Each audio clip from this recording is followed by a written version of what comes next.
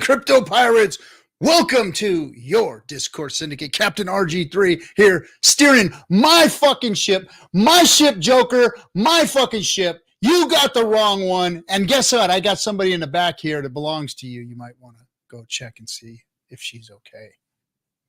Come back, Joker. Come on. Come on. Bring it. Bring it. Anyway, welcome, everybody. Welcome to Discourse Syndicate. It is time for Wednesday night's guest. I think we might have a special guest this evening. I know I clickbaited that, but you know, maybe it's not such a special guest. Maybe it is. We'll see.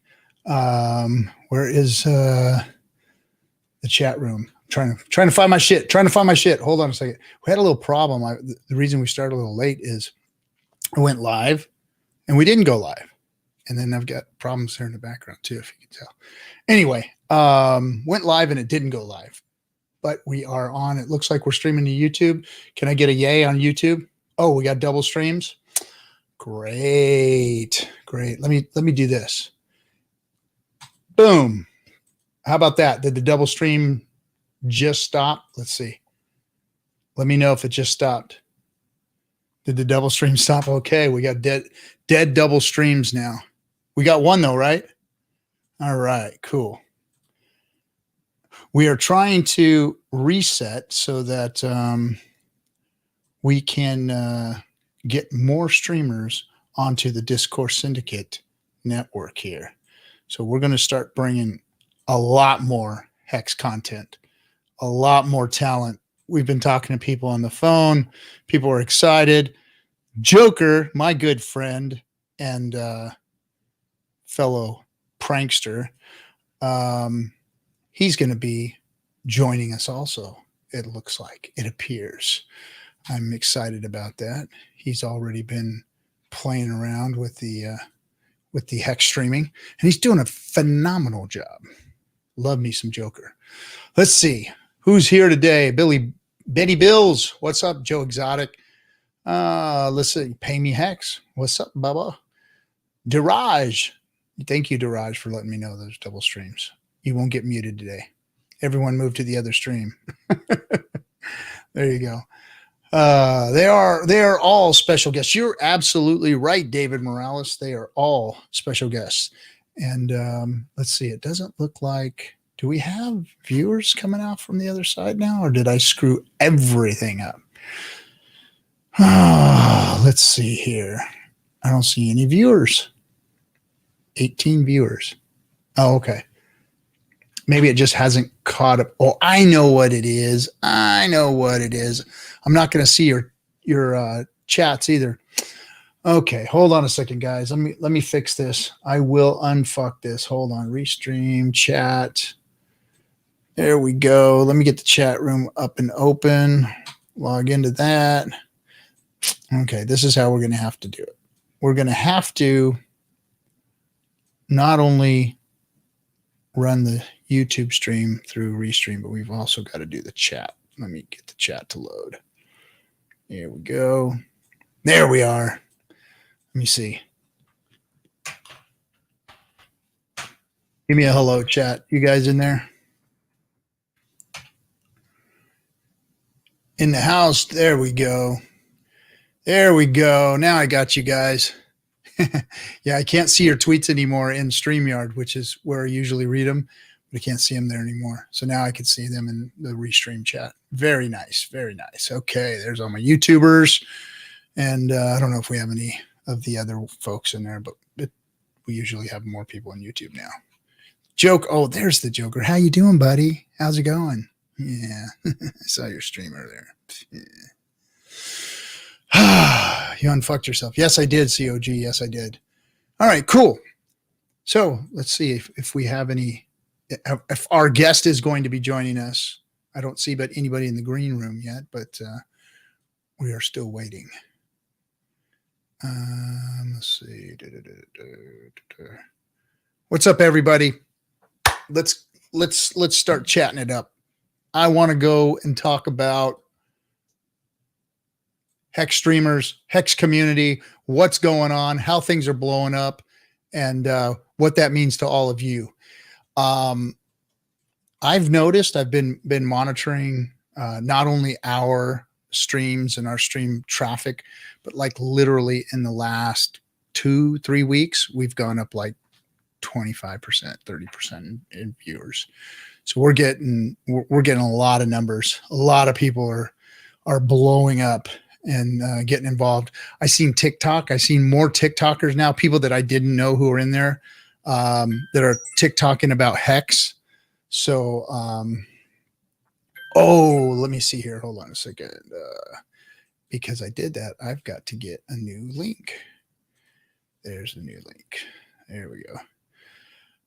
All right. So anyway, new TikTokers, new YouTubers, talking on the phone with people. Numbers are blowing up. Everybody's, starting to get excited about Hex. The whole crypto community is starting to talk about Hex or hear about it. Did everybody see Nerd Girl's presentation today on, what was the name of her deal? Let me pull that up real quick. I don't want to mess it up. Where's she at? She was on, come on. Name of that show. Well, I guess it doesn't matter. We'll link it and everybody can check it out. She was on there with Wendy-O Crypto and BitBoy. BitBoy, the most popular crypto YouTuber. Doesn't know about Hex. I don't know what Hex is. Only made $60,000 of it and saved one of my buddy's asses doing it. So I don't know what you're talking about. So anyway, so she was on there with BitBoy and Wendy-O, and she dunked on them. Yep, she did. She dunked on all of them, and she got to give her 30-second spiel of why in the fuck are you guys all gatekeeping Hex? And it's a shame that you're doing that because it's the best appreciating asset in crypto this year or last year, and probably this year too. So she got to dunk on him and she got to say all that. And the BitBoy's still sitting there with egg on his face about it, which he should. He's been punching all this other shit out there to everybody and wrecking plebs.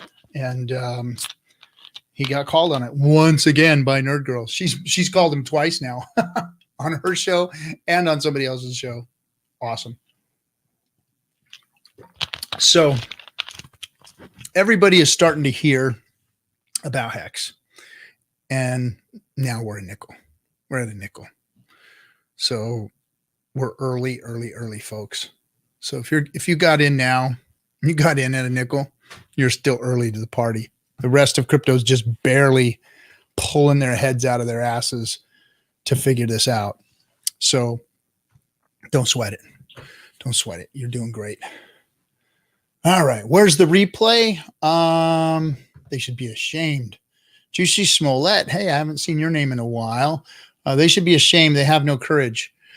No, it's not that they have no courage. It's that they were making money doing other shit and pushing other shit and having no regard for anybody's well-being, not abiding by the rules of humanity by trying to help others. They were just trying to help themselves. And the easy narrative, really what I blame them for being is for being lazy. And if they weren't nefarious, they were absolutely lazy. And it was just easier to adopt the narrative of Hex is a scam and Richard is, the last guy in the world you should give your money to or be involved in. So that narrative was easy for them to push. So they pushed it. And the more and more they pushed it, the easier it got for all of them. And I mean, look at the list of wrecked influencers out there, Wolfie Boy and all those other ones out there that, thought they were some hot shit trader or whatever. There's no hot shit traders in crypto. I'm sorry. Fuck you guys. You ain't shit. You don't know nothing. You ain't got a damn thing on long. All you short motherfuckers are just You got everybody's a genius in a bull run. Everybody's a genius in a monster freaking crypto bull run. You all look good in a crypto bull run. You could just throw fucking darts at a board and hit a crypto and get it that week and it's going to go up. So fuck all of your bullshit with your charts and everything. It doesn't mean a goddamn thing. Let's see where you guys all go in the bear market, because the last bear market you all fucking disappeared, and then a couple of you came back out of the woodwork to capitalize on this bullshit. And you guys, I can tell, those of you who are around in 2016, 17, 18, those of you who went through that shit are the ones that are kind of sitting back like, yeah, buy that one. Yeah, margin trade this one. Yeah, that exchange. You can tell their hearts aren't into it like these new ones with the charts behind them that are acting like they know crypto so well, and you should be listening to them. You should be buying their shit too. Fuck off, all of you guys. Anyway, has anyone ever tried the dart theory? Next bull run, let's try it. Yes. I say we do it. I say we all pull a bunch of money together and just do that. So anyway, little rant's over. I am going to bring on my guest. Let's see if this works. All right, everybody. Cutthroat, Gary, what's happening, buddy? It's good to be here. Oh, that sounds really strange. Here, let me stop that.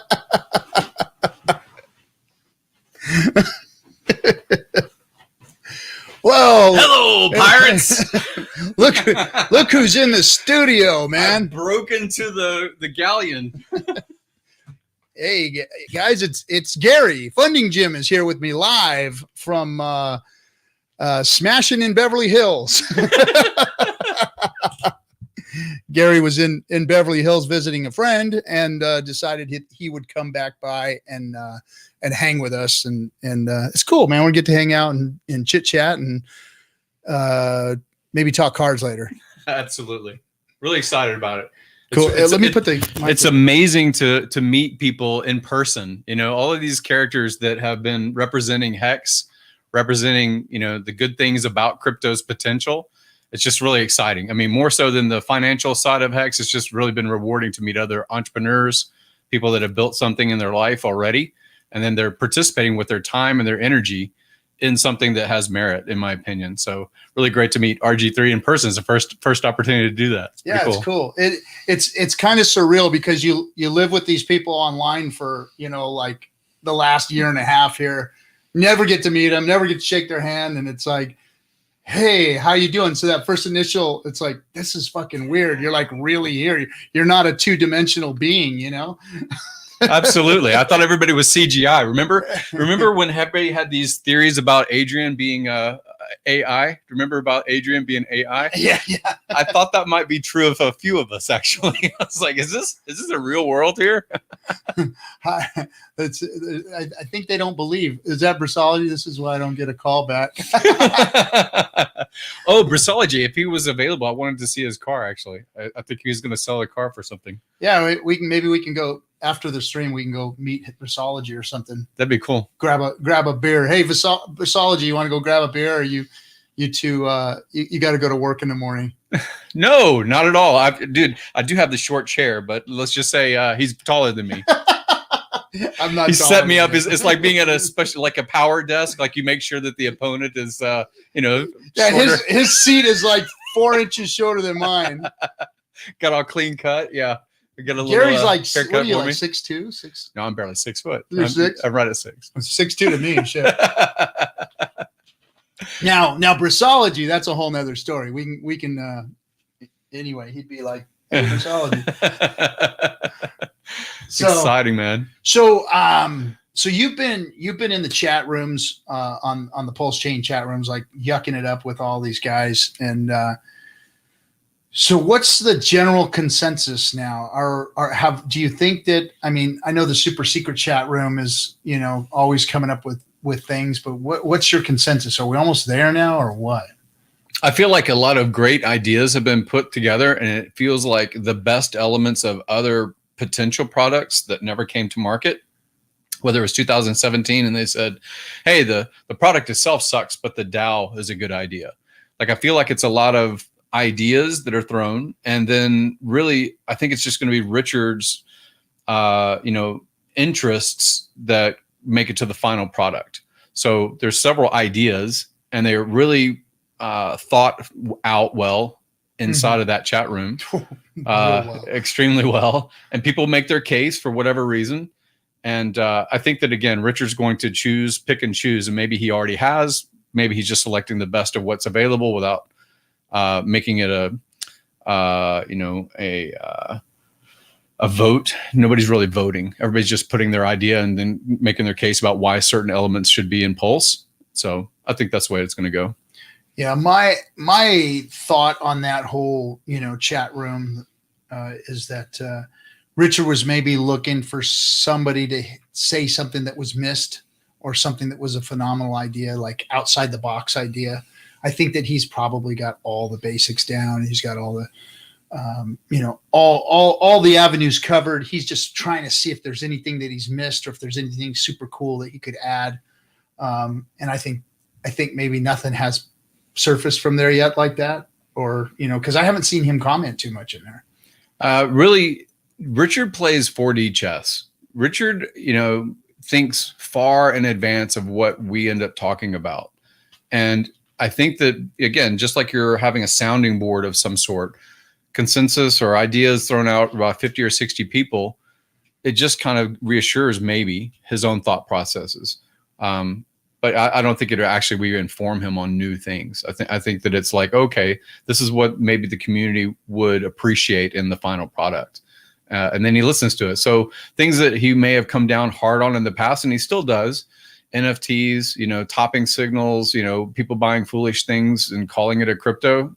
I think that the environment, the ecosystem that Pulse will provide, all those things are still going to be there. There's going to be hourglass games. There's going to be ways that people can degenerate if they want to, and people that can say, hey, I just want sound money. Like the two communities both can be participating in Pulse. And I like that element of it. Richard has updated his worldview based on the community at large and the Hexagons specifically. So I like that a lot. Yeah. Yeah. No, it looks to me like he has completed it, and this is just, like you said, a sounding board for some cool ideas. And hopefully soon we're going to see a launch. I mean, if it stretches on any longer, I mean, I'm okay with it. It doesn't really bother me. It just gives us more time to try and figure out how we're going to get some more cash to put in, right? Yeah. It's like, okay, where else can I find some money? Yeah. I don't know if you saw the boat out in the driveway. But yeah. I sold that tomorrow. I'm delivering. Did you really? Yeah, I sold that. That's going to. I was like, RG's going to upgrade his pirate ship. That one's about 11 foot long.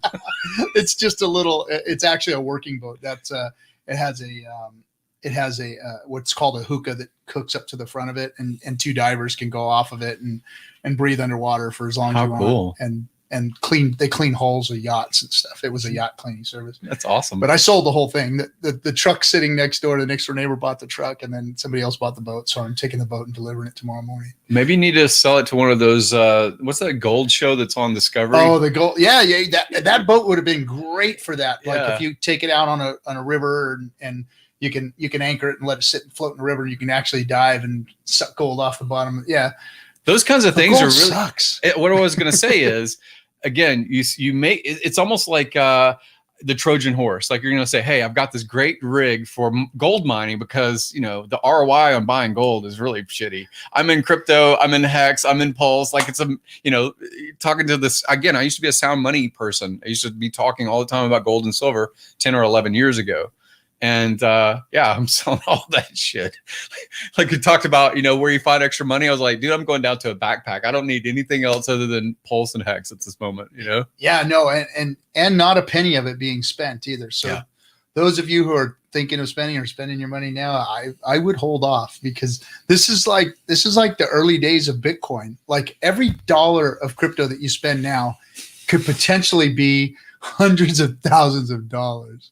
So, seriously, you could be spending, like Hexo's already, like, it was a joke at first, but he's already mad about that pizza. He does not like the fact that he spent all that hex on that pizza because it's getting bigger and bigger and bigger and uglier and uglier. It's great for, you know, the effect, you know, having the first hex pizza and all that. But it was an expensive one. Look at RG. Yeah, you're on my left. Exactly. He's asking if I'm looking at RG3 on the left. I wasn't familiar with where your camera was. Oh yeah, the camera's up there, and dual screens. We got the streaming set up here. You know, the next really big sales kind of monitor is going to be the one that the camera's dead in the center and hidden, and just a little camera pixel. Yeah. Well, I mean, I'm surprised it's hard to get quality cameras. I mean, I'm sure you can put like the C922 or the C920 in something like this. Like have 3 screens, have a screen here with the camera in it, and then 2 screens off to the side, streaming deal. Well, even if they had like a porthole, they had a porthole that was in the middle of a monitor, because now they make them transparent, they make them all kinds of shapes. They don't have to be a single panel LCD. Oh yeah, yeah. You know, if it was just a porthole and you can put your own camera behind it and it just goes through transparent. I think it's how like a lot of teleprompters are, but I don't know. It's been really hard for me to get the right camera angle, and then this table here is awful small. Kool-Aid's gonna fix it when he gets to LA. He's on his way to LA right now, as a matter of fact, so he's gonna be out here too. We have Versology, Kool-Aid, DC. We'll have a whole California crew out here still. It's amazing. Till we all turn into Puerto Ricans.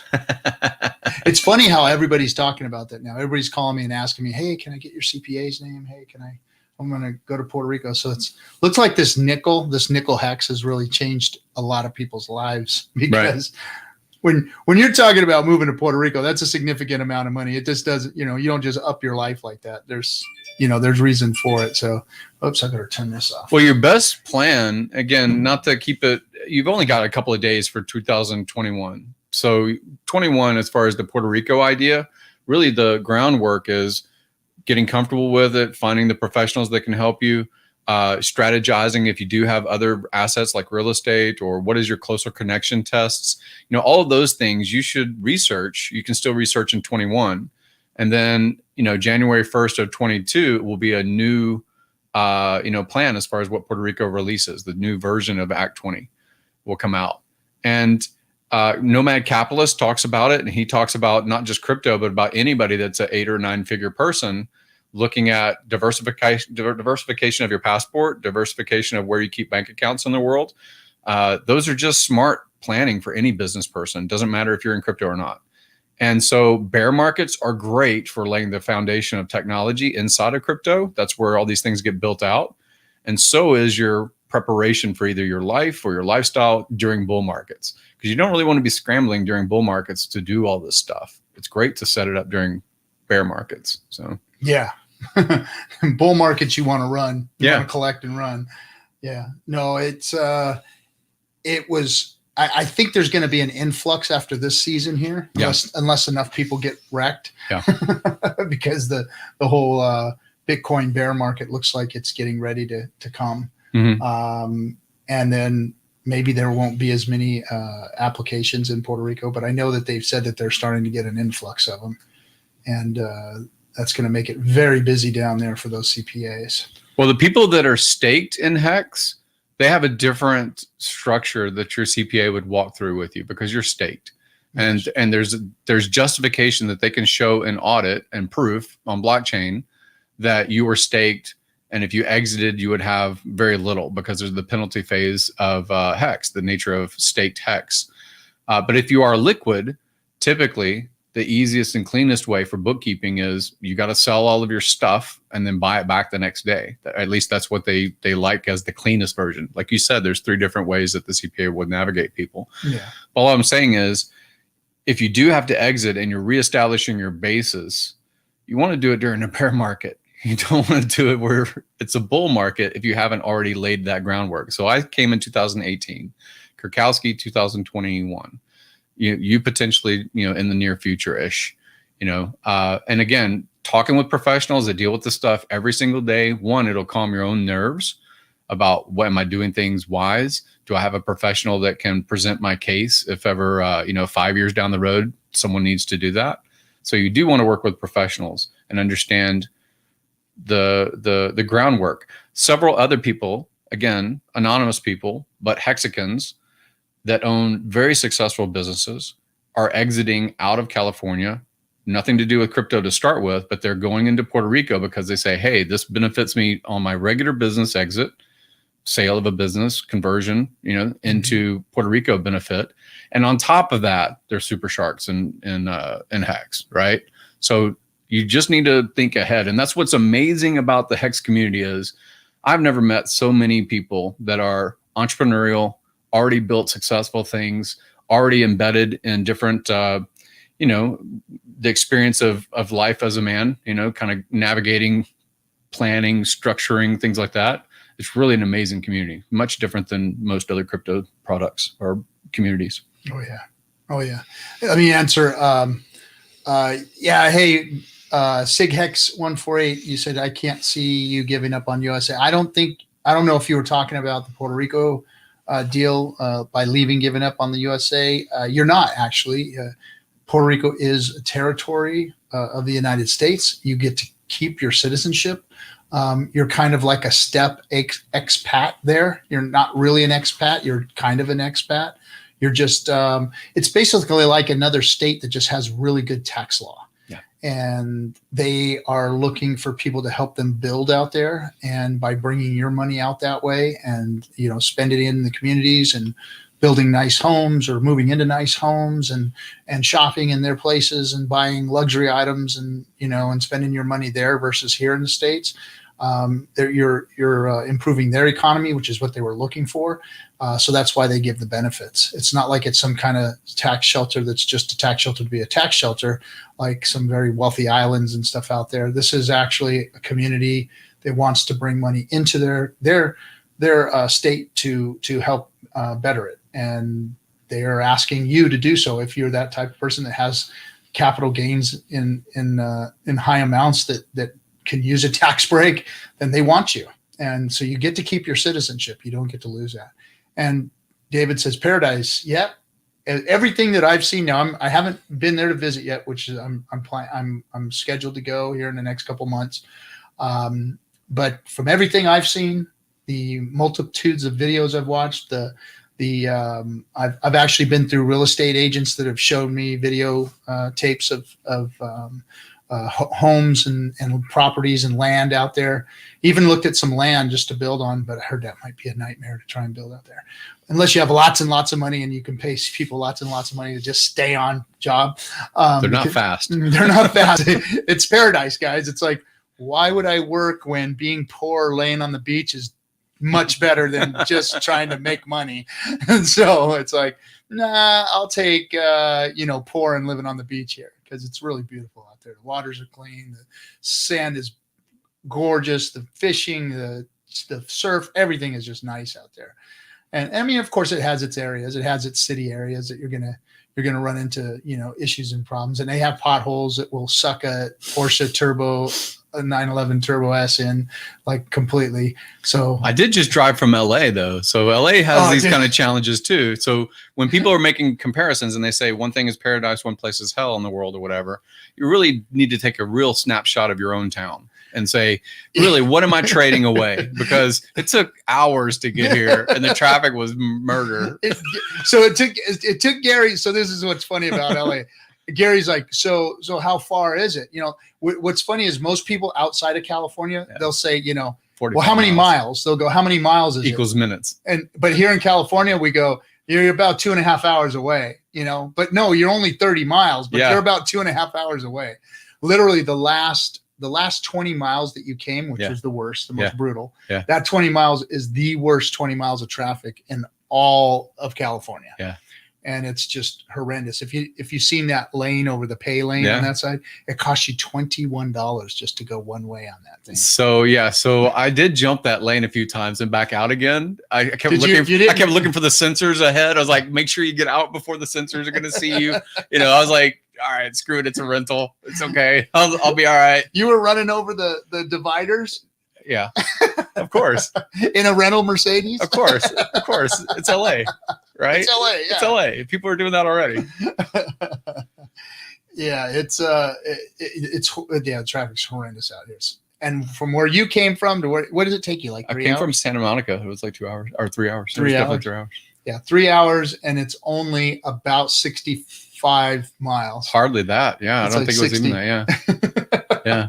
And I was at a grocery store talking with you, and you said, I said, yeah, I'll be there before the stream. We'll go to dinner before or whatever. And then you said, where are you at again? I was like, oh, I'm only like 50 miles away. You need to leave. Like, you got to go now. I told him at 3 o'clock, you got to leave, bro. You ain't going to make the show at 3 o'clock. Show's not till 7. Yeah, exactly. I was rushing you. I'm like, oh, shit, man. And so the opposite, again, culturally, I've been in a go-go mentality. Get this done, make this happen. Here's the timeline. Real estate, time is money. How long does it take to construct something, flip it, put it on the market? That's a big shift in Puerto Rico, though, in Caribbean life. Mm-hmm. If you go to Jamaica, if you go to the Bahamas and you work with anybody that's a national on an island, or if you go to Puerto Rico, there is a laid back pace. It is different, completely different. So if you really say, hey, I'm coming because I'm going to be go business guy, you're not going to be able, you're going to get frustrated. Yeah. But if you're coming because you're like, hey, I've got the business handled, that's in the US. That's the people I talk to in the US. You can still continue your entrepreneurial life and then chill out for like the rest of the hours on the during the day. Yes, there. That's me. Yeah. That's me. Chill out. I'm done.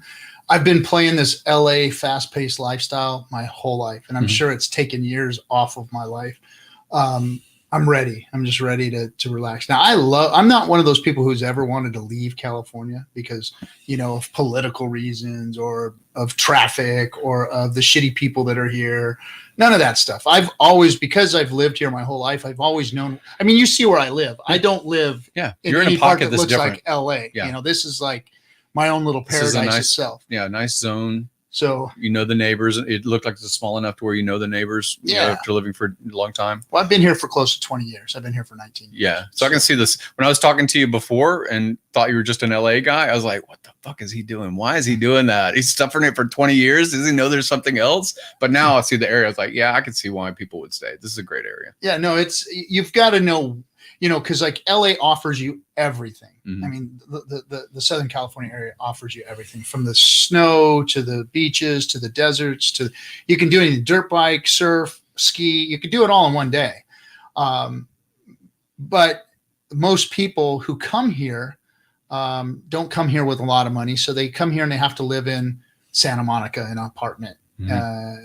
In the middle of downtown where the shit is. I mean, it's just horrible. But there's places outside of LA where the locals live that you can get away from all that shit, and you can go into it when you need to. When you need to go downtown the garment district and get cool freaking hip now, slick cool cheap clothes or shoes or jewelry or whatever, watches, you can go do that. Beverly Hills is right there. Hollywood's right there. You can do all that stuff. You can take people. The finest restaurants in the world of course are in LA. You can find them all over the place. And then we have the beaches, and I mean, it's just.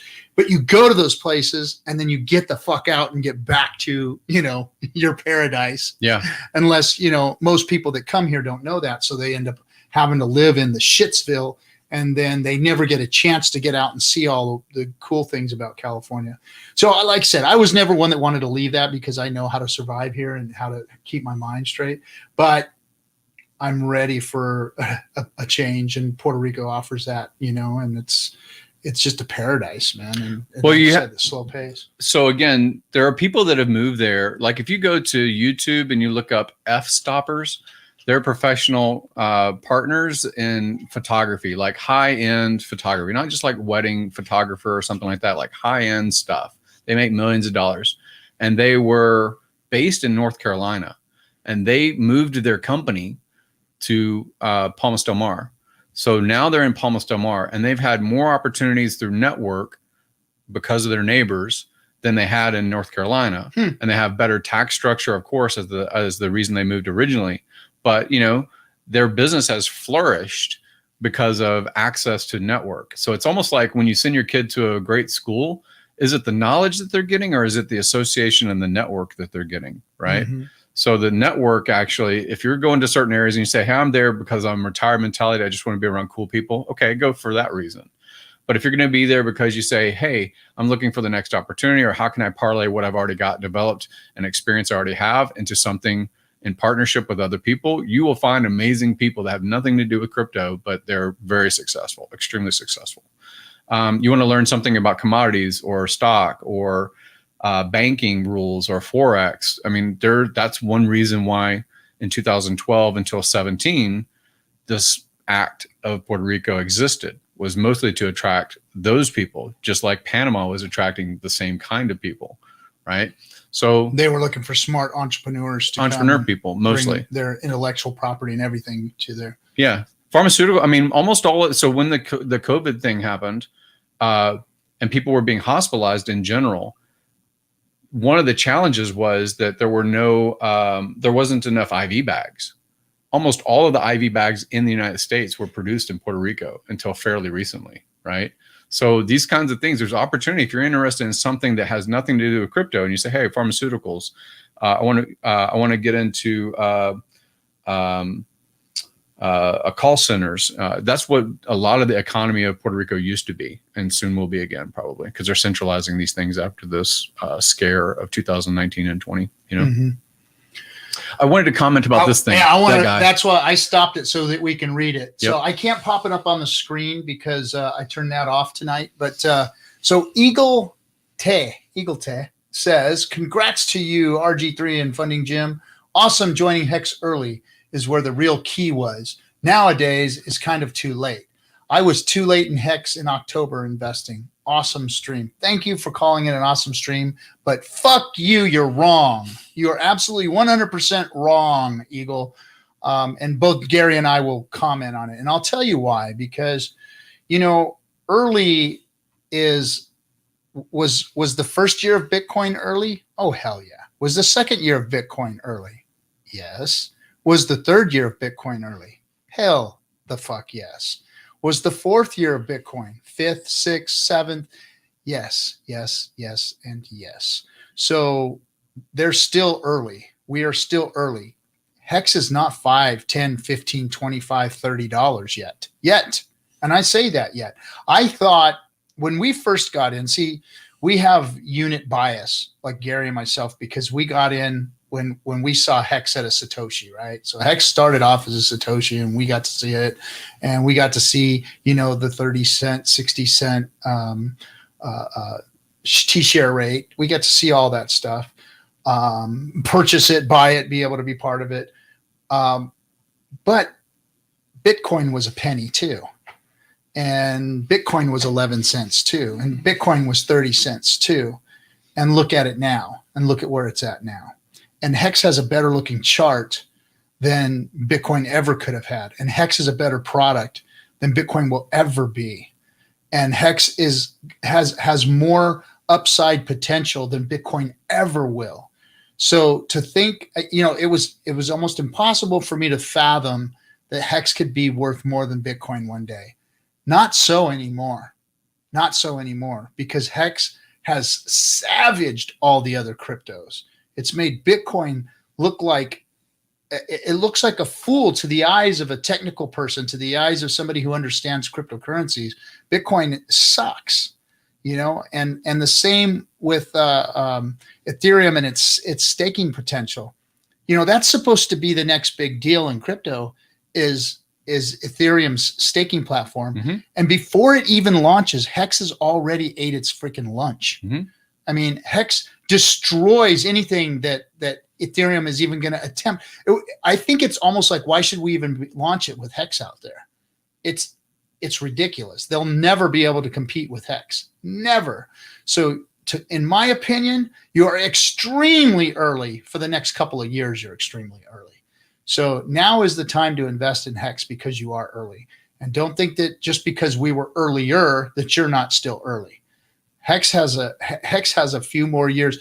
If you look at the curve of just the share price curve, and you see what happens 7, 8, 9, 10 years out, the exponential rise, we're already looking at $1,000 T-shares. We're going to be looking at $1,000 shares at that time. The share price is going to blow Bitcoin's doors off. The share price is going to be insanely high. because it's following that curve. Look at that curve. I know that everybody's seen whales show it to you a million times, but has it really sunk into you guys? When Wales is out there saying, hey guys, if you don't understand this, you're missing the whole thing. Look at what's going to happen here. Look what happens. Why do you think Kareem has his dream bag or whatever it is out there at 15 years? Because he knows what happens after 7, 8, 9, 10 years. And for those of you who are young and you're not mine and Gary's age, man, you got 3 15-year stakes in you. Yep. You got 3 of them. The first 15 is going to make you oodles of money. So Eagle, I don't know how old you are, but if you're young, not only are you early, but you have multiple opportunities to make people who are in like you have a lot more potential making more money than people like me and Gary. Absolutely. Because I'm out of this game in 15, 20 years. You guys are still going to be around for another 45 years. I'm done. I'm going to have spent as much money as I can and sitting on a beach somewhere, old and dying. And you guys are going to be able to run off into the sunset and have a couple more 15-year stakes in you. So very, very early still. Very, very early. What's your opinion on that, Gary? So a lot of the things that we learned during the launch of Hex, like, hey, let's play with this toy. Let's play with this game or whatever it might have been. I look at that Hex that was put into those other systems that were built on top of Hex, and I go, oh my God, if only I was wise. If only someone had told me, other than Richard, don't fuck around with that stuff, right? But now you have a community of people that says, oh yeah, when this thing rises, this thing that resurfaces from 2017, and it looks like it's a reframed, renamed product, you're like, that's the same shit from 2017. Watch out. Don't spend your Hex on that kind of thing. Here's why. Now we might be the OG because we were around as far as time, but you do have a higher potential, honestly, to make more money because you're learning from the experience and wisdom of other people that made mistakes. Mm-hmm. We made mistakes. Kareem, I've said this before. Kareem understood the shilling, is it shilling points, I think? About staking 15 years out. And he had the confidence also because of the trend of who is staking and for how long, the data feed, right?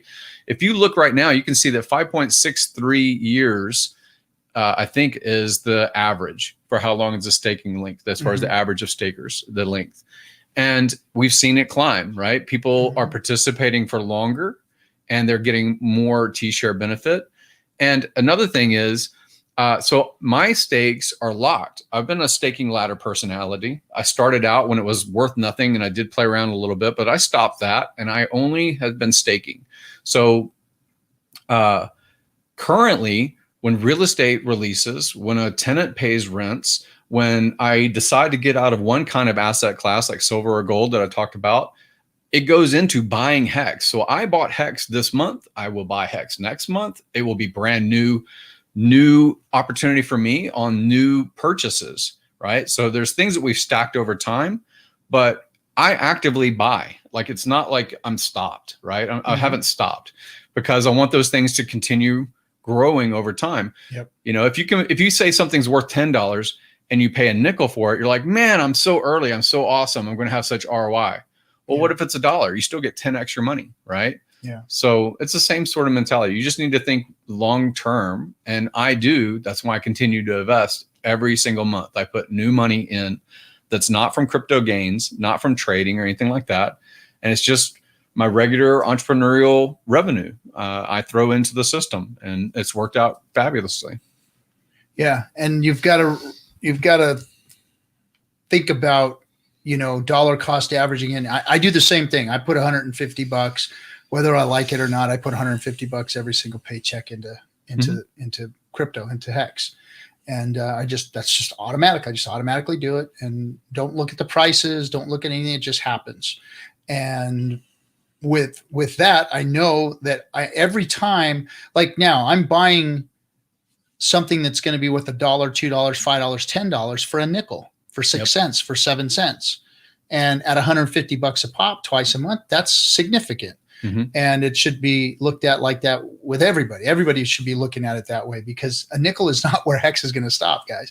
We couldn't fathom that at first. Right. And now, because you got to realize we jumped in faith with Hex. Hex meant absolutely nothing when it launched. All it was a bunch of words coming out of Richard's mouth. Yep.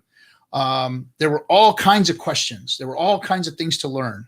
There were all kinds of mistakes to be made and things to be worked out, strategies to be developed. So like Gary says, all of those things have been laid out for you guys. You guys have, you guys have people telling you to stake for 15 years. Grab your shares while you can. Today is the day to get your shares because tomorrow they're more expensive if you have liquid Hex. And now we're starting to talk to people about how to game the Pulse launch, telling Hexicans how to get involved and how to be first in line. Now, Richard said he's not gonna build Pulse to directly benefit Hexicans as far as him. He's not going to show favoritism to us. We're going to get equal share just like everybody else, but we're in the know. We know his signaling. We know when he gets on stream and the things that he says, he's coaching us what to do. And we take it, dissect it here in these shows and bring it back to you guys so that you guys can make the best decisions. I mean, one of the things I heard him say, I'd go 1/3, 2/3 of your liquid Hex into Pulse. Keep 1/3, put 2/3 in. So he's already signaling like some of the things that may be the way to get into Pulse chain. So you're early. You're going to be early. Next year, people are going to be early. I think Hex has a lot more potential to grow because of what we've learned from what it's done already. We saw it launch in a bear market. We saw it grow through a bull market. And now we're going into a bear market and Hex is still doing its own thing. Yep. It's not marching to the beat of the crypto drum because we are attached to them by pairing, by Ethereum pairing, yep. USDC. So now that we're in USDC, mostly it doesn't. Remember we used to run with ETH a lot, in the early days when it was just ETH Hex. Now that we're decorrelated from ETH a little bit more now. I know that there's still some trading pairs ETH Hex, but because we are decoupled from them a little, we're seeing a movement away from Ethereum, and we're starting to gain on them, just like we beat the hell out of Bitcoin, Yeah. So the more and more decorrelation, I think the more and more Hex is growing and moving away from the rest of the crypto space. So that curve, that up and to the right, that growth that Richard has always talked about, Hex can only go up. Hex can only go up. Could it go to zero? Could it do this? Of course, people could pull a lot of money out, but I see Hex's potential consolidating even more and more and more as time goes on, because it's like almost the pressure of the buy sell, the OA taking a lot of the coins off of circulation, the sacrifice phase, the amount of people that are staked. I mean, if people in crypto really knew the type of gains that we're getting, they'd be all over. Absolutely. They just don't what happens is I think that even when they're interested in it, they try to study what's going on and they haven't been able to figure it out. And what they should be doing is going back to our old streams and watching all of our old streams and seeing what we're doing, because that's where the real information was, is we were literally dissecting it on stream and figuring it all out then, and kind of coming to realizations on stream and stuff. So anyway, it's definitely not late. You didn't get in as early as a handful of people, but there's like the same amount of Bitcoin wallets out there that nobody's ever going to see or touch. They're too big to even empty, and these people that hold these wallets know that. They all know that. So, well, when you look at multiples, again, in real estate, if you chose a good location with good schools, really easy to rent location in town, things like that, you're doing great if you make 7% on your money. As far as cash flow, equity growth, things like that. If you make 7 to 10% on your money in general, look at what you're able to do, even with getting in late-ish with Bitcoin. Richard was talking about, the last bull run was up to $20,000. This time was up to $65,000. So you 3x'd if you timed it well, right? 3x'd, right? What is $500? Is that going to make or break your life? Well, when you look at the potential of upside, the yield potential versus the risk, it's amazing. I mean, the ratios of what you really have to risk. In real estate, I have to risk $1 million. In this particular crypto, I have to risk 500. Yeah. Look at the trade, the trade of, so that means that has to make 7% on my money. What's that got to make? $35. Yeah. I've got to make $35 in order to get my 7%. What the fuck?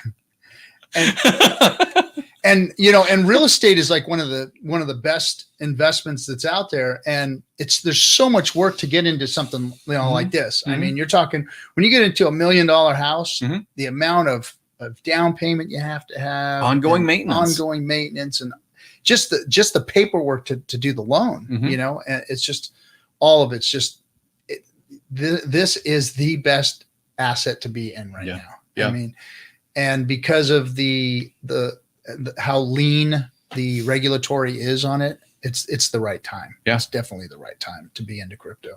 Another thing I wanted to highlight is there are some people that do display. Richard said this the other day. Richard didn't buy that Rolex with hex gains. Richard bought that Rolex with other gains, other things that he's involved with. Similarly with me, at least, you know, I might have some assets, but I haven't sold hex to make money to show things off, but I have nice things, right? And I've bought things from long-term trends of successful investments, right? So looking at the community as a whole, I see the same sort of thing. There are people that display things that they didn't make money off of hex specifically to sell it into the marketplace, but they are utilizing, they're changing their allocation of where they put money, right? They're saying, okay, I'll sell this business off. I'll sell this real estate off. I'll sell this silver or gold off. That's what I'm doing, at least. So yeah, I want to highlight that too. Yeah, I'm not selling any of my hex. It's staying in my wallet until this next. I'm kind of sad that I got stakes coming out next year, to be honest. I do have my staking ladder starts in 2022, so I'll be realizing gains then. But do you remember the mad dash before big payday? Do you remember how we were trying to reset our stakes and like, okay, I've got to early in stake this because it's just going to be smarter to go further out. Yep. And then we go further out and we're like, how about 3 years, 2 years? And then now as the 2 years comes up, you're like, fuck, I should have gone 5. Should have gone further. Should have gone 10. Well, that's what I did when I emergency unstaked so I had I had a December, I had a January, and I had December, January, and a big April coming up last year, this year, 2021. So before big payday, I waited till they all hit their 50%, and then I yanked them straight principal. A couple of them I got a little bit of interest on. I yanked them straight principal, and they went out past 10 years because I already had my staking ladder and a lot of stakes for 2021. So I put them out past 10 years because I wanted to put up the T-shirts. And literally, I gained 1/3 more of my T-shirts just from unstaking those 3 big stakes. Yeah. And because when we first all got in, it was like, oh, okay, I'm going to take this. I'm going to stake it for a year. I'm going to take this and stake it for a year. Because we were like, okay, well, hex going to be 50 cents, man. We're going to, get 33 cents. What was it? 33 cents was the big one. Yeah. So 33 cents. Yeah, I'm going to cash out a couple $1 million or something. And I'm friggin' high road, man. And I'll just let the other stakes sit there. Yeah. And then as we were getting closer, I think maybe one of the things that saved us was that, hex wasn't going to a penny yet. It wasn't, it was still kind of like trudging along. Yeah. Even though it was making great gains, it was like, hey, wait a second, this thing ain't going to hit 33 cents maybe. And then we found the emergency end stake button and what the potential of the shares would be if you were buying shares that first year versus buying shares today. We were getting those shares at, $30, $40, $50 a share. So emergency end staking and buying those shares at that time and pushing them out 5, 10, 15 years was the play. I mean, because now the interest that we make every day is just insane amounts of interest. And these were the days when it was you, hexologist, DC3 or DC or Litecoin, people having these conversations, would this be smart before big payday? Is it worth it to early end stake? And how many people that you educated through your streams that took advantage of that, right? And took advantage of that opportunity. Now we have people that are doing, like, whether it's Maddie or it's Motley or it's Kareem or whatever, they're emphasizing and they're drawing new audiences. So you're learning from people that now have experience, but we were kind of shooting in the blind at the beginning of this thing too, you know? Yeah. No, we were just coming to realizations about that stuff. Yeah. And the more and more I learned about the share price and its ratcheting up effect and what it was going to end up being later, the more and more I knew, man, I got to emergency end stake that stuff and get those shares. Those shares are so important. Yeah. Shares are more important than the hex. Yeah. To be honest, it was way more important than the hex. Yeah. You want that share rate. And that was the play, and that worked out well for a lot of people. I get a lot of direct messages saying, "Hey, RG3, thanks for making me do that, or making me FOMO into unstaking and getting more, you know, because now I've got T-shares that are actually pulling, you know, a lot of hex per day." Right. And I've been thanked for that. So, you know, it was good on all of us to figure that out. And make that emergency end stake button work for us. You know, I mean, right now it's not the tool, to be honest. That was before big payday. Before big payday. That's what we were using it for. But you know what you have now. What you have now is with a new network hosting the same code. You have an example of hex on Ethereum. You have charts, you have history, you have community that was there at the beginning and bigger community that's here right now, right? And now we're going to have Pulse, and Pulse is going to be exactly what hex is. The code doesn't change. The product market fit isn't any different. The success model of hex on Ethereum should play out the same or better on Pulse, because it won't have as much transaction cost, right? You don't have the same transaction cost on Pulse that you do on Ethereum. And the T-share right now, what is it, $1,100, $1,000 to buy a T-share on Ethereum? Yeah. Look at what you potentially, when you can onboard actual money or financial energy or economic energy, and you can put it through the bridge into Pulse when that is up and operational, what's the dollar cost to buy a T-share on Pulse? Yeah. You know, when we talk, when that guy was saying, "Hey, you got in early," well, we got in early when it was 60 cents for a T-share. You just talked about being $50 for a T-share. Mm-hmm. Well, if you can throw actual money into the Pulse side of hex, even at the share rate that it has right now, because at the fork it'll be identical to the Ethereum share rate, mm-hmm. but the dollar cost, you might be able to buy for a limited period of time. Yeah, I think there's going to be a mad rush. A T-share for like $50. You're like, I'm going to get that $50, and there'll be competition to basically to scoop up what you can. Yeah. In P-hex. I'm still not sure how how it's going to work monetarily. At what point all of the singularities happen and the prices start ratcheting up from each other. So people buying, selling, whatever, mm-hmm. and where the prices are going to find their or come to realization or whatever. I'm still confused as to what that's going to look like. I haven't been able to wrap my head around that, mm-hmm. you know. So that's something I'm looking forward to seeing how it works and seeing how to position myself. But let me stop real quick. I want to say, Aaron, so I'm sorry, guys. Aaron, thank you.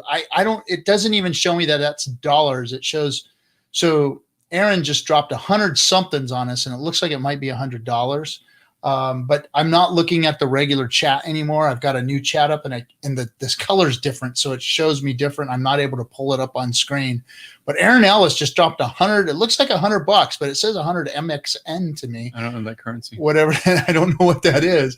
But it says, "Hey, Captain, I love you, man. I'm down in Cancun. Let's do a hex meetup down here. It would be perfect. I'm telling you. So see you in Vegas, sir." Is MXN Mexican peso? What is MXN? He says he's in Cancun. Yeah, I don't know. That's interesting. I don't have no idea. But yeah, I would love to go to Cancun, and that will be one of my trips. But yeah, I'll see you in Vegas. In Archipelago, we should go to these kinds of things. Like I'm going to the Kawasaki thing in June, Gammon and Kawasaki, and I want to start going into these groups that are not crypto. Like people keep inviting me to this thing in Miami that's going on early June. That's altcoins. Pesos. Yeah, it's all kinds of altcoins or something. I don't really want to go to more crypto things to convert crypto people. No, I just want to go to regular financial things. I want to go to crypto things to fuck with them.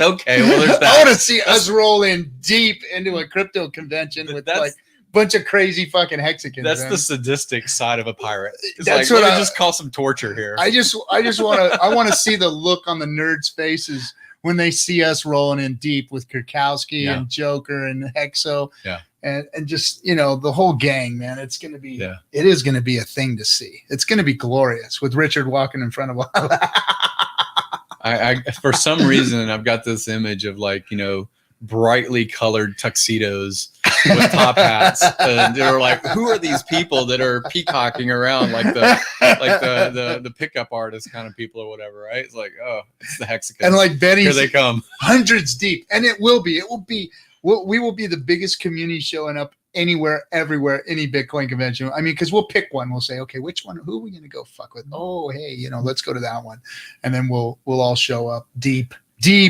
Oh, it's going to be a thing to say. That vicious, you know. Actually, I will say right now, I will absolutely go to anything that Richard is going to be on stage talking to Maxis. I want to be front row. I want to see the crowd. Every time he talks, we could do the 300. Exactly. Yeah. What is your profession? I'm a potter. What is your profession? I'm a carpenter. What's your profession? Ahoo, ahoo, ahoo. I would love like a Malta thing or a Singapore thing. I would. If Richard is there, especially he's on stage, I would definitely. That would be great if he did that, huh? If he said, "Hey, what's your crypto? What's your crypto? What's your crypto? Hexicans, what's your crypto? Ahoo, ahoo, ahoo." That would be so awesome. All the Ethereums and the Dogecoiners and whatever coin. They're like, yeah, you guys, Oh, that would be great. Yeah. That would be awesome. I would do Can't wait. Oh, it's going to be glorious. But first, we got to still kick them in the balls, because that's what we're doing right now, is kicking them in the balls. Nothing better than kicking a bear in the balls, right? Oh, boy. They're hating us right now. They're going to hate us even more. That's for sure. Yeah. Well, I mean, these chart people like Mitch Ray, he did this. I think he had 14,000 people that were watching live whenever Richard was doing his quote unquote interview. And he was, if he just talked TA, I mean, that's exactly what Mitch does. He doesn't really know anything about the technicals. He just likes charts. If he's looking at gold, silver, he's looking at oil, he's looking at stocks. Mitch has a great community that follows him. And just the TA looks amazing in Hex, amazing. And the same thing with Crown's Crypto Cave recently, right? That Toby got Crypto Cave or Crown to look at, and he's like, the best chart in crypto, Yep. So people that pay attention to charts, they're influenced, right? Yeah. I mean, everybody who sees that chart. I'm obviously not a technical analyst. I'm not a technical chart guy. I know enough to get myself in trouble. I know enough to know what a good chart looks like, especially macroeconomics. I like to look at a chart on its macroeconomic level, see where it goes, see where it's been, because everything forever and eternity has gone up and to the right. Everything, except for scams and stuff that has died and bankruptcies and all that kind of stuff. But going up and to the right is what you want to see, and you want to see healthy moves. And Hex Crypto has the healthiest looking chart that I've ever seen at a macroeconomic level. And all these analysts that can go and look at the small range stuff, they like it too. And I'm hearing everybody out there saying the same thing. Every TA person, like you said, it was either in gold or silver or stocks and commodities and things. They see that chart and they go, "Whoa!" Exactly. Whoa. Well, remember when Crypto Sniper has this conversation? He's got a great following too. I mean, he has the ear of like Raoul Paul and things like that. And he says he had the interview with Richard. Crypto Sniper was on Richard came on Crypto Sniper's show and talked about a lot of TA maybe like 5 or 6 months ago. And people are talking now about Crypto Sniper being on top of Hex now too. So I think we're really at the precipice of breaking through from the quote unquote influencer crowd to people that look at macro of this particular part of crypto. It's very cool. Yeah. Very cool. Whole market is red and Hex is in the green. Well, I'll get used to that. That's not unusual. I'm looking at the chat room here, guys, to see what's going on in there. So what else? So we talk about Pulse a little bit. We're talking. So your trip out here was to liquidate one of your properties and pack your stuff up and throw it in storage and then 6 apartments. I moved out 6 tenants out of 6 apartments in a 6-plex effectively. A lot of my personal stuff was there too, because I built it up in 2013 is when I bought. When I bought it for $790, and then I added about $200,000 into remodeling it in 2013. Then I ran it basically as a executive housing next to Apple, and it made somewhere around $25,000 a month with a cost of about $4,000 a month as far as its overhead. So it made good money for 7 years. COVID and the opportunity of Hex made me rethink about the long-term hold of it. Mm-hmm. So COVID changed the demographic of who was there.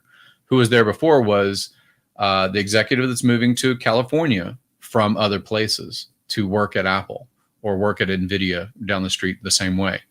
And now those big employers are saying you can work from home. You can stay in Tennessee. We would just hire you and you will work from where you're at. So the migration to Silicon Valley isn't as strong as it had been for 20 years at the moment. And so I rethought that, and I still had good revenues. I think it went from like 25 grand a month to about 16 to 18 grand a month, which is still good. But then I was seeing the gains in Hex and seeing the, I sold a Corvette to put it into Hex, and I was like, oh, 42 grand now is worth 500 grand. I was like, yeah, I should probably do more of this. Yeah. Like I should think about what I'm doing. Well, you got out of that Corvette at the right time too. Yeah. That was when, like last year around last summer? Yeah. Nice. Well, again, if I had held on, because just like if you look at Kelley Blue Book or NADA or any of these kinds of places that tell you the price that things sell for in the classic car market, you can find the right buyer, and you can, basically search for that buyer for 2 to 3 months and then sell at that price. You definitely can. So it was worth $76,000, I think, as far as the market and its condition and things like that. And even in COVID times, people were selling their vehicles at that price. And so I saw that I wanted to do more before big payday as well. So I sold it before big payday, but I could have held on and waited till about 70, but I sold at 44,000, and then immediately went into Hex. And then I staked it for like 2 years or 3 years. So you look at the numbers and you say, wow, that ROI is amazing. Yeah. It's killed. Yeah. So it's dormant capital. If you have dormant capital, classic car, second home, furniture that you're not using, things like that, delaying your gratification for other things of, like entertainment. Yeah. I haven't seen for my risk appetite, a better risk for me. Right. Yeah. And I'm very pragmatic. I'm very much like, I care about cash flow. I care about ROI more than I care about equity most of the time, even when it comes to real estate. So yeah, it's worthwhile. Your money and your stuff, there should be an ROI attached to your money and your stuff. Mm-hmm.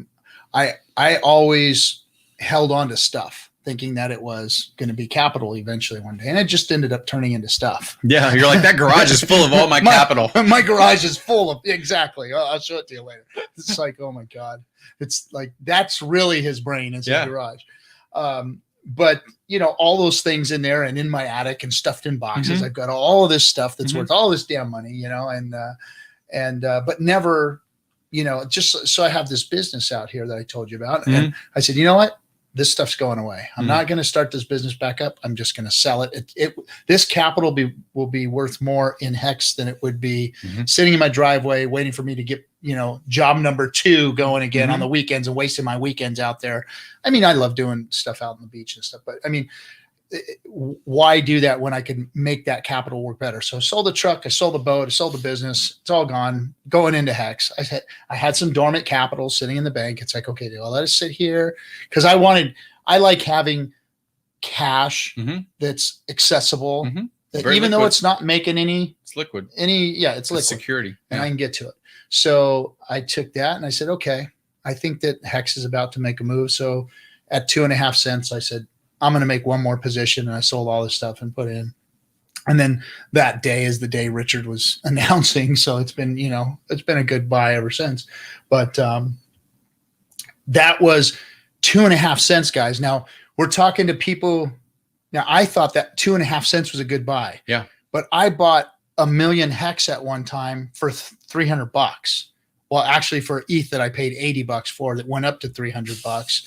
That's ridiculous, dude. I paid you guys got in even better than me, and I'm like, later on, I was like, yeah, I need to follow these guys. They're gonna outpace me. I got to do something. Well, ETH dumped to like $80. Yeah, I remember. And so I bought a bunch of ETH and started watching it, and then it went up, and then hex was getting harder and harder to get a million hex for, one ETH. And then one day it did dip down. I remember I just gotten out of the hospital. Hexo was texting me, go, dude, it's going to hit a mil again. It's going to hit a mil. So I jumped in there as soon as I got home from the hospital. And as soon as it touched a million, I aped all my ETH into hex and bought millions of hex for one ETH. And that was the last time I ever saw that price. It just went away from there forever. So, I mean, it was, so for somebody who bought hex at that price, I mean, what is that per hex? I couldn't even tell you. It's Satoshi's, obviously. I don't know what it was. But to think that 2.5 cents was a good enough buy to put in a lot of my capital. Yeah. And that was like ETH that I had paid $80 for buying a million hex. It was like, okay, that's worth it. Well, no, 2.5 cents and putting a lot of my own capital, a whole business in, was a good buy too.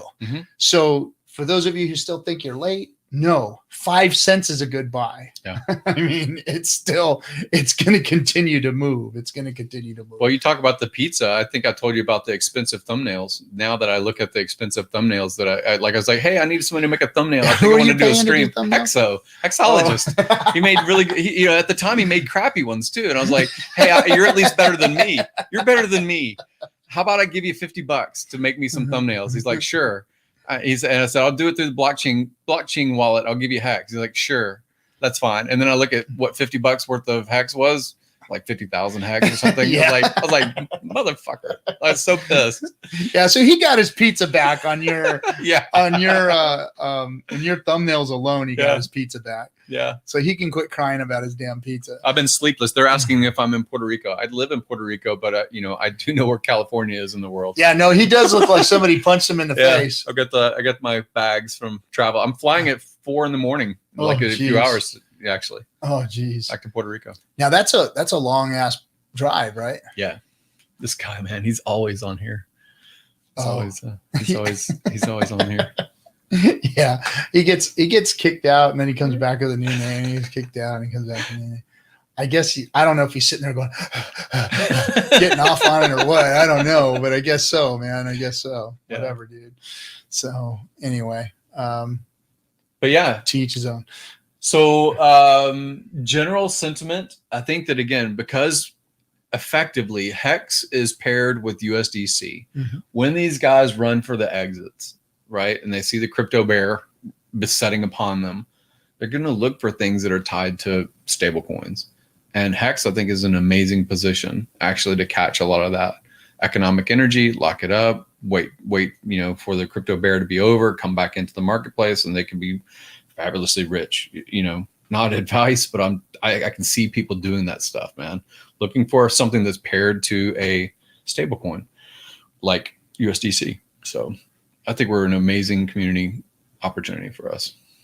Yeah, being able to front run the whole thing is key. And hey, if you feel like you missed those early days of hex, make sure you're positioned to capitalize on the early days of Pulse, because Pulse is going to be just as successful, I believe, as hex. It actually has more appeal and more ability to be more successful, even though hex is an amazing product and we all know it.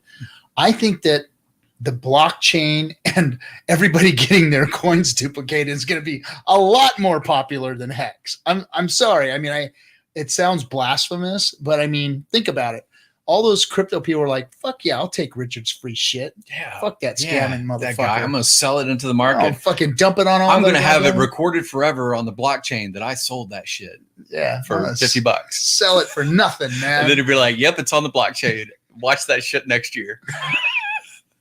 Yeah, and then boom, Oh, well, it is gonna be fun to watch. It's gonna be fun to be part of.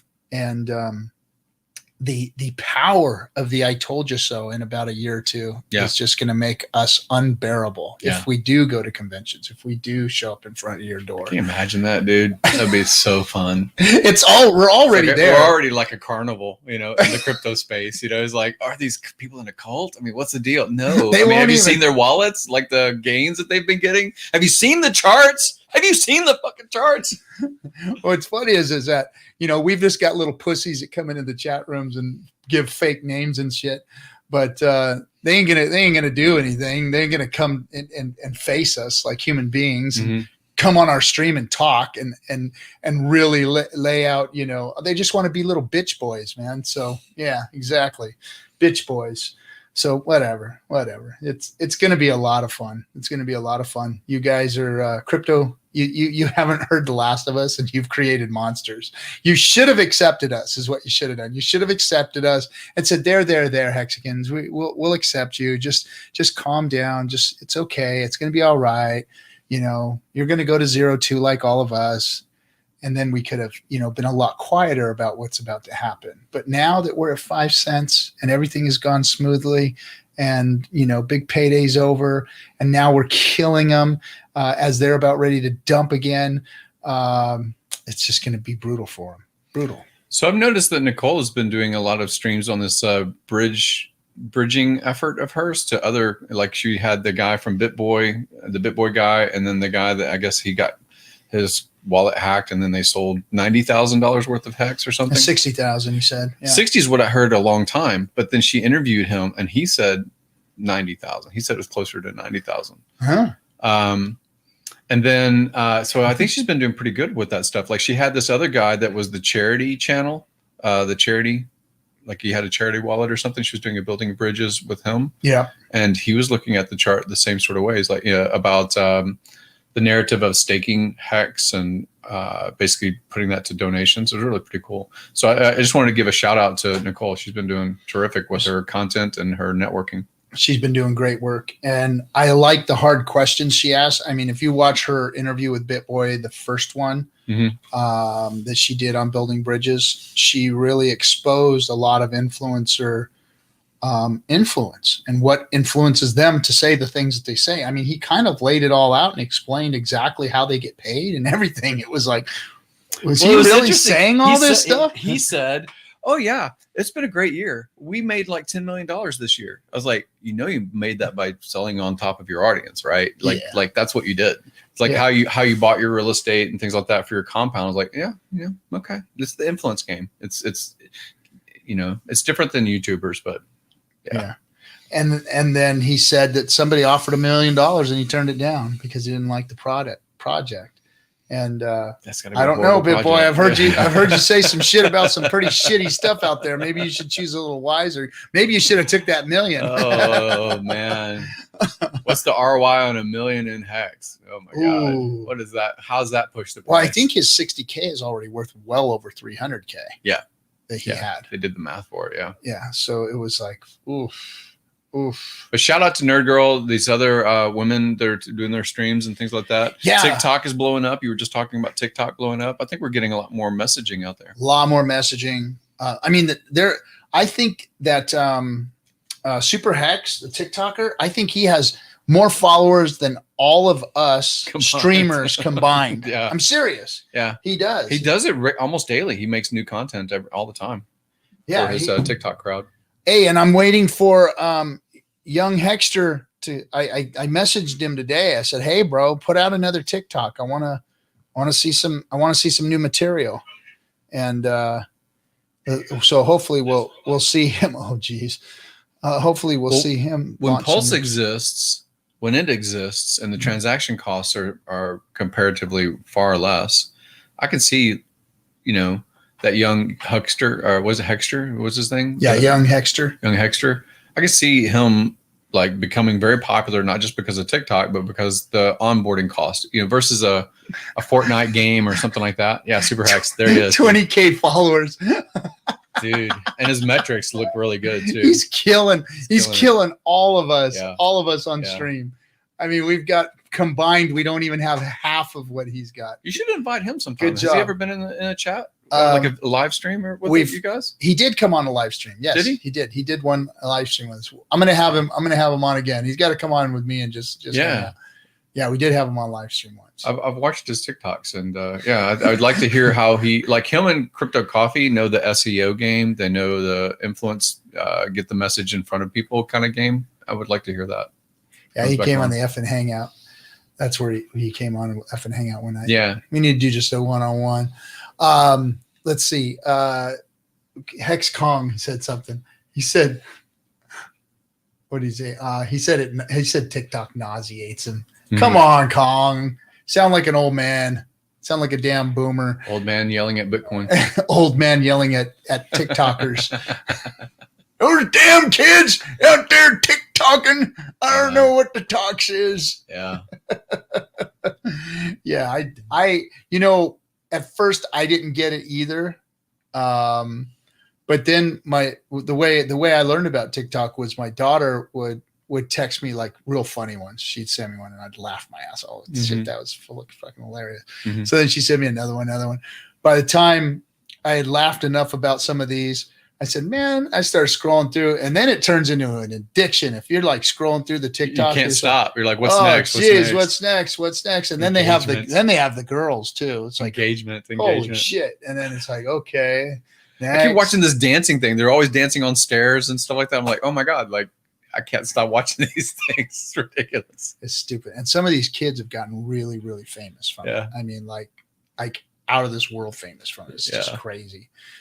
Well, isn't your son? You said something about your son not just showing the Staker app, but you said that they're kind of like they're doing the TikTok things and stuff like that too. Is it the influence game for your kids? No, not my son. My son, he just left. He waved at us on the way out. He's going to his pizza job. He works at night at pizza, and he stays up in his room and does his school and whatever. Mm-hmm. But no, he was showing Staker app at the pizza parlor months ago to the kids, and they're all into the Robinhood thing. Yeah. So they're all Robinhooders, and they're telling him to buy Doge. So he laughs at him one day and says, Doge, you guys are getting into crypto now? No. Let me tell you what crypto is. So now my son, I don't want to say how much he's made, but he's made more than most adults make in a year. I mean, most adults that are being paid well make in a year. My son has made well over that in crypto, in Hex. And that's because he listened to his dad and he said, hey, Dad, I want to put a little bit in. And then he dollar cost himself into it. But he took his Staker app to work, and those kids were he finally had enough of it. He said, okay, well, let me show you my Hex. And he showed them, and their jaws hit the floor. And they're like, what? These kids are like, they got $400 or $500 bucks in there or whatever. And now just last weekend, he onboarded all of them. The whole pizza parlor got onboarded in like how long? And I think that's going to happen with Hex resistant people. They'll be like, "Yeah, that's not going to work. Because it's expensive now, Gary. It's expensive. Well, they're like, wait till it hits $1. They're going to want it so bad at $1. Yeah. So my best friend, I had said this before, was I talked to him. I said, like a year ago, and I said, you should get in this. I'm doing well. It's going to hit. And he's like, I just feel like I missed the boat. Like, I feel like I already missed it. Like the first pump had happened in Hex. Maybe the second one was before Big Payday. And I said, you should just like throw a little bit of money in it. Just do it, whatever. And he's like, no, I feel like I kind of missed it. Like, it's great. It's going good for you, but I feel like I missed it. I was like, okay, so I normally will put my stake in about now. So let's make that address on your phone so you can see what you would have put in. And his Staker app shows the stake he would have put in, but didn't. Because I'm the one that did it, right? So he messages me every so often. He's like, dude, that'd be like 70 grand now. What the hell? I was like, yeah, 2 grand would have been like 70 grand. You're right. You can see it on Staker app. It's all transparent, So yeah, now he wants to buy in like 20 grand. He's that's like, the worst. Yeah, now he wants it. Like, I don't want it when it's cheap. I want it when it's expensive. I was like, yeah, man, pay attention. I wanted Hex cheap so bad. That's all I wanted was cheap Hex. I couldn't find enough money at the time when Hex first launched to buy enough Hex. I just couldn't find enough. But I didn't want to dip into any of my funds and whatnot. But my crypto bags have never been so full. That's all I can say. It's good. So Hex has definitely fixed my 2018 bag woes. Yeah, I get in every month. I get in with new money, Yep. and every time that you look at a stake that's still out there in the future, you're like, okay, I'm still in. Like I'm not out. And it's great. Yeah, get in. Let's see here. Staker app is great. Yep, my son onboarded a whole pizza parlor doing that Staker app thing. You see, they owe your son for giving them the wealth future. Yes, they do. They do. But he doesn't care. He just wants to help other people. He's a good kid, man. He's an entrepreneur. He's 19 years old and he's already got a good head on his shoulders and he's already financially free. Well, think about all the he things doesn't even have to start. Think about all the things you learn just because you're in the room. Like you're in the room of people having conversations that are not specific to Hex, but you're around that. Like he hears you. He sees the success of his father in general, not outside of crypto, but hard work, delaying gratification, support of your family. I mean, all those principles. I think it's a great example, right? You know, when you're diligent about it. If you're just throwing darts in a bull market and you make some money, then what have you really learned? Yeah. You didn't learn how you made the money. It's kind of like when people talk about celebrity or athletes, when they come into big money because of their celebrity or their athleticism, it doesn't mean that they know how to manage money worth of shit. They don't usually, and they usually lose it. Yeah. It's different with Hexicans. People learn things, you know? That's a big lesson out there that needs to be learned, is that just because they have a YouTube stream and a chart behind them doesn't mean they know what the fuck they're talking about. Absolutely. And in a bull market, they can look like they know what the fuck they're talking about, because all I got to do is make an up prediction and it's going up this month, this week, this 6 months period of time, this year period of time, and they cannot lose by doing that. And they were all out there shilling scammy shit. And then what I think what made the big problem with Hex was because they all had a voice and their voice was getting louder because of the bull market. It was real easy for them to dismiss Hex and to dismiss Richard and to dismiss this community and call us all crazy and scammers and block us and hide us and, tell us to go away because they didn't want us affecting their bull market, And they did, to their own demise, though, because the last laugh is going to be on them, because most of them are getting wrecked now. Absolutely. And they bought into things that they didn't believe. The Hexican, they said they're robots. They're not real. Those aren't real people, as far as the Twitter stuff or whatever. They're bots. And then they said, I can't believe it's Richard. Can't trust Richard, sort of thing. But they buy into anonymous founders, rug pulls. They're like, oh, look, that gets a certain liquidity mining token. Okay. And how much is that value now that the rug pull happened? Well, I made $300, but I lost 10,000. I was like, yeah, that's not good ROI, dude. It's terrible ROI.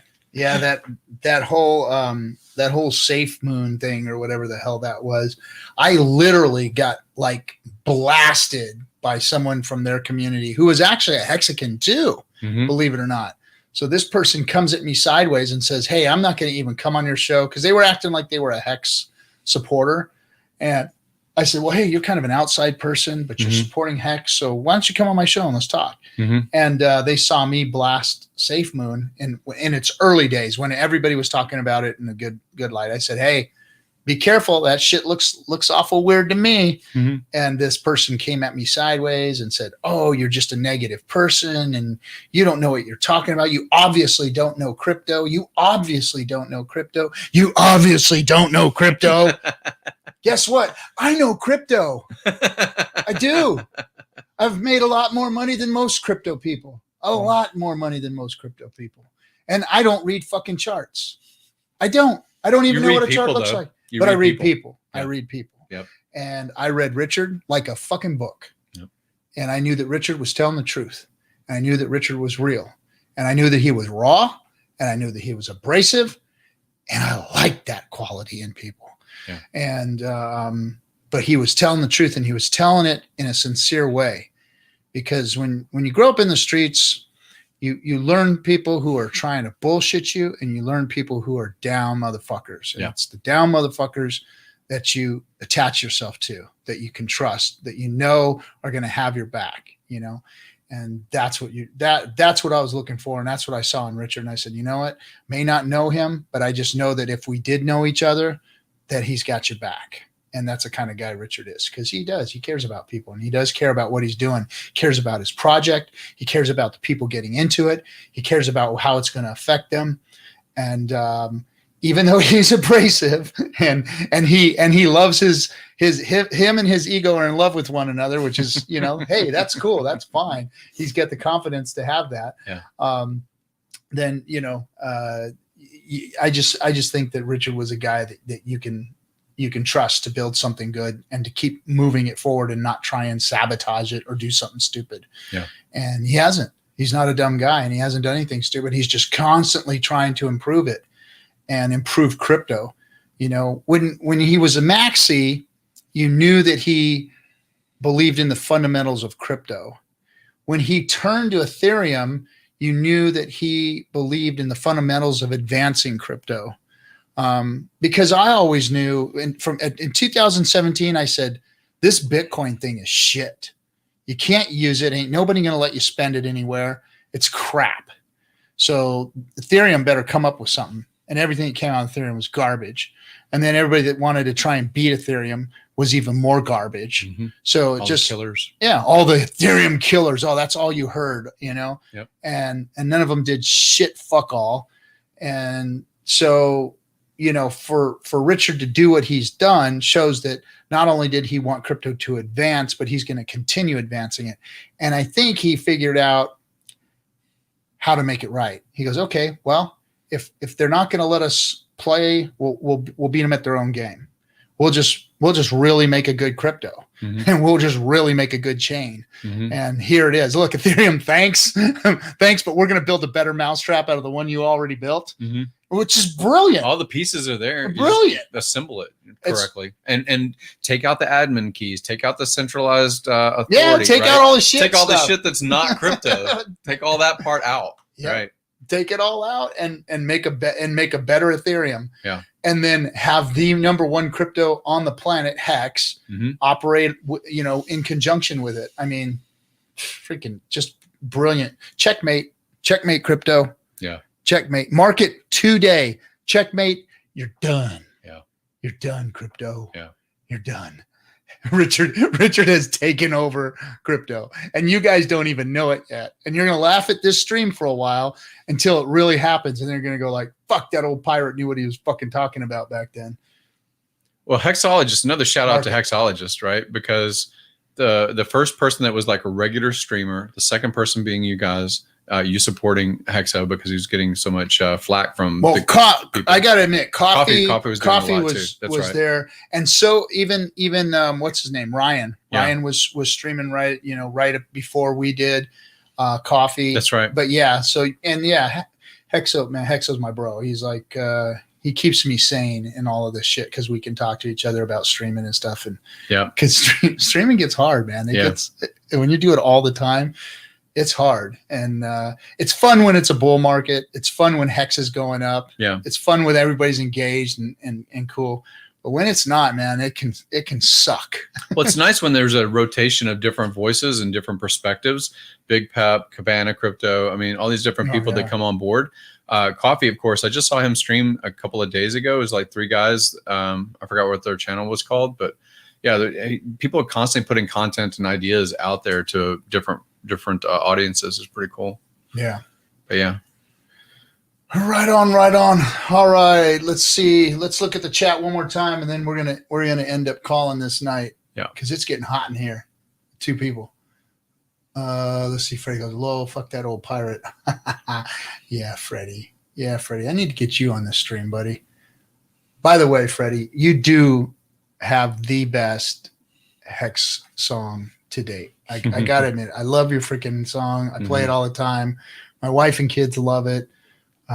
You got the freaking tune, dude. That thing Freddie rocks. and Post Polar need to do a collab. They need to do a collab, some kind. Whatever you do, Freddie, I want to be in the next one somehow, some way. Yeah. You can meme me, do whatever you want, but I just want to be in the next one, man. Yeah. It's freaking badass.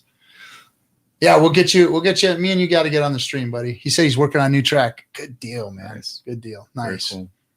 All right, guys. Well, thank you everybody for coming, hanging out with us Wednesday night with my buddy Jim. We're gonna go out and get a beer or something. And you guys all have a good one. Don't forget Friday night hangouts coming tomorrow morning with KNTX is Wake Up Hex, and the new DS network here is coming. So we're gonna be DS is now just not only turning into a stream, but we're actually turning into a network, and we're gonna be having streamers coming on the channel constantly rotating and content. Your favorite hex streamers are going to be coming on here, and we're turning into a network, and we're gonna help gather the community, consolidate it, so that when this thing does start to blow up, that we'll have one place for everybody to go and catch everybody's content, and we can all equally benefit from the amount of traffic that we're driving to it, and help to promote Hex and Pulse and everything that's on those two chains. So stay tuned for all that.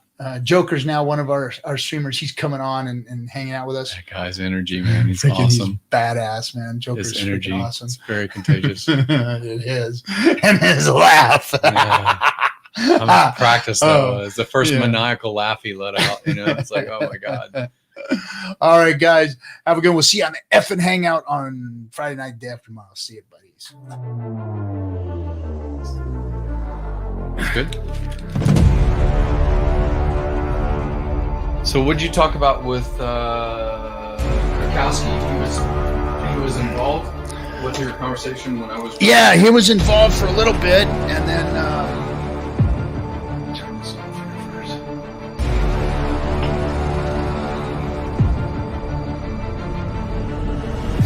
first. Forgot to mute.